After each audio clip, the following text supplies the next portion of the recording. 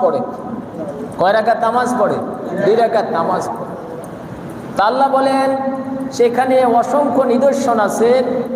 এই নিদর্শনের মধ্যে একটা নিদর্শন হলো মাকাম ইব্রাহিম। আর কি?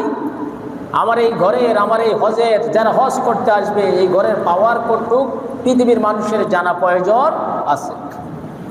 ওমান দাখালাহু কানা আমিনা, যে এইখানে এই ঘরে হজের মৌসুমে বা এমনি হোক, যেই এইখানে প্রবেশ করবে তার নিরাপত্তার দায়িত্ব কার? আল্লাহ বলেন ওমান দাখালাহু কানা আমিনা। তারপরে কি বলেন? ওয়ালিল্লাহি আলান নাস হিজ্জুল বাইত মান ইসতাতা ইলাইহি সাবিলা। বন্ধু, আপনি মানুষদেরকে বলে দেন আমার পক্ষ থেকে ধনাত্ম ব্যক্তিদের জন্য হজ কি হয়েছে, এই ঘরকে তওয়াফ করা, এই ঘরের জিয়ারত করা ফরজ হয়ে গেছে। সুবহানাল্লাহ। ওমান কাফারা, আপনি এই দিনে দাওয়াত দেওয়ার পরে অনেকে হয়তো আপনাকে অ্যাবাউট করবে।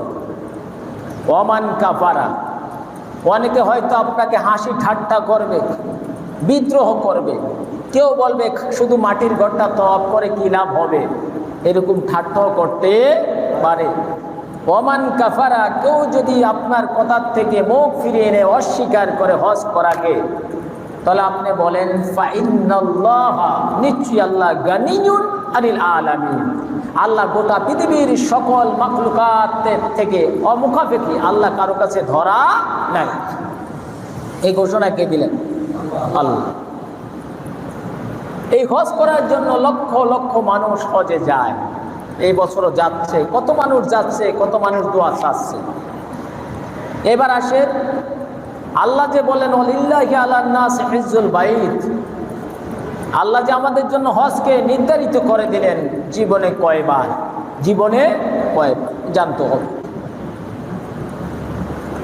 রাসূলুল্লাহ সাল্লাল্লাহু আলাইহি ওয়াসাল্লামের একজন সাহাবী